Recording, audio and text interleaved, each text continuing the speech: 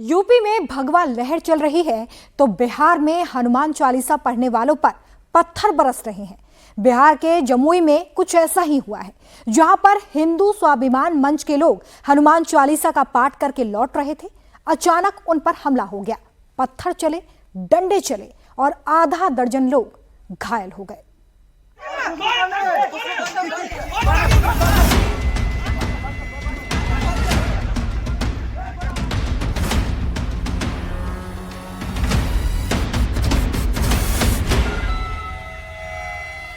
निकालो बंदूक, निकालो निकालो साला बंदूक निकालो।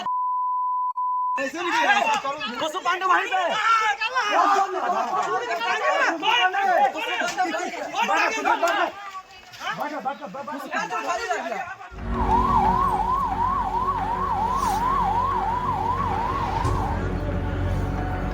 पत्थरबाजी से किसी का सिर फट गया है।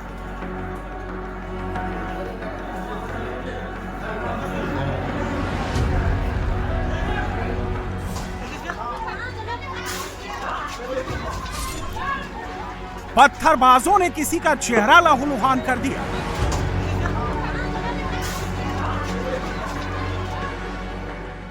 कोई जान बचाने के लिए गाड़ी में छिपा था तो कोई पत्थरबाजी से बचने के लिए बाइक से भाग रहा था, लेकिन पत्थरबाजों ने सिर भी फोड़ा।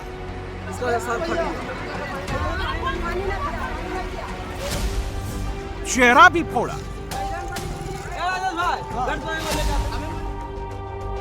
बाइक और कारों को अपना निशाना बनाया। बड़ी बड़ी ईंट से गाड़ियों के शीशों को चकनाचूर कर दिया। कदम कदम पर अब भी पत्थरबाजी के निशान मौजूद हैं। जमुई में क्या हुआ था, कितना भयानक हुआ था, इसकी गवाही हर एक तस्वीर खुद दे रही है।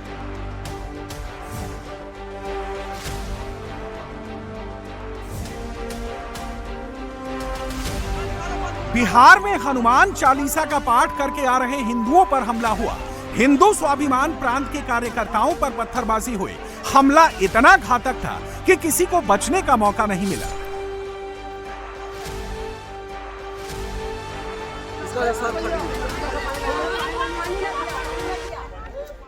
हम लोग बलियाडी में थे, हनुमान जी का हनुमान चालीसा हो रहा था। उस पार्ट कंप्लीट होते ही हम लोग उधर से लौटे और लौटने के दौरान मेरी गाड़ी पे हमला हुआ। लगातार खुशबू पांडे को जिंदा जलाना है, बस इतना मैंने सुना है। बिहार के जमुई में जिस तरीके से ग्रुप में पत्थरबाजी हुई, जिस तरीके से लोग बंदूक लाने की बात कर रहे थे, जिस तरीके से खुशबू पांडे को ढूंढा जा रहा था, जिस तरह के वीडियो जमुई से सामने आए हैं, उससे एक बात एकदम क्लियर है कि यह हमला अचानक नहीं हुआ है। इस हमले को पूरी प्लानिंग के साथ अंजाम दिया गया है। हम लोग अपना हनुमान चालीसा का पाठ कार्यक्रम करके जा रहे थे। हाँ। और अचानक कुछ लोगों ने पत्थरबाजी शुरू कर दी। मुस्लिम इलाका है, मुस्लिम टोला है, वहीं के लोगों ने। कौन सा गांव है? ये बलियाडी गांव है, झाझा प्रखंड में पड़ता है, जमुई जिला बिहार राज्य है। हाँ। और पता नहीं ऐसा पत्थरबाजी क्यों हुआ, जबकि वही सब शांतिपूर्वक जा रहे थे। अटैक का प्लान पहले से ही तैयार था।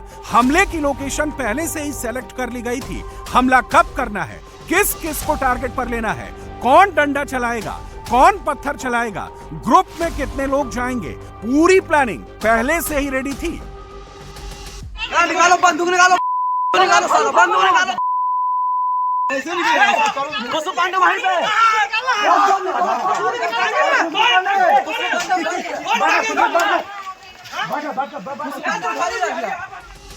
जमुई में जो पत्थर चलाए गए, इन पत्थरों का मकसद सिर्फ डराना नहीं था।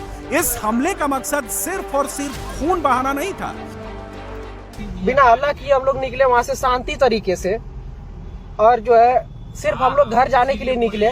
इतने में अचानक वहाँ के जो मुस्लिम टोला के लोग थे, लगभग 300-400 की संख्या में इकट्ठा होकर अचानक महिला और पुरुष रोड पर उतर जाते हैं और हम लोग को गाड़ी पे पथराव करने लगते हैं। कुछ लोग आए थे जम्मू से। हाँ, जम्मू से आए थे। उसके बाद जो है बजरंग दल में जो है और बजरंग बली जो है ना जी, वहाँ पे पूजा पाठ किए और हनुमान चालीसा किए। उसके बाद वहाँ से जो है वो गए, वहाँ खिचड़ी बनाया हुआ था, ठीक, शिव मंदिर बलियाडी में जी। वहाँ गए, खाना वाना खाए।